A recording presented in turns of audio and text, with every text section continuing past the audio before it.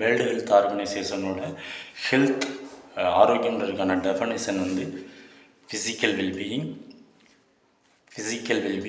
Plus psychological wellbeing plus social wellbeing.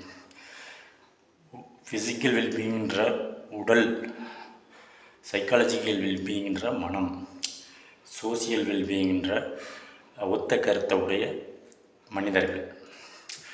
இந்த மூணில் ஏதாவது ஒரு நலம் பாதிக்கப்பட்டாலும், இரண்டும் பாதிக்கப்பட்டாலும் மீதி ஒன்று சரியாக இருந்தால் கூட ஆரோக்கியம் அப்படின்றத நம்ம மீட்டெடுத்துடலாம்.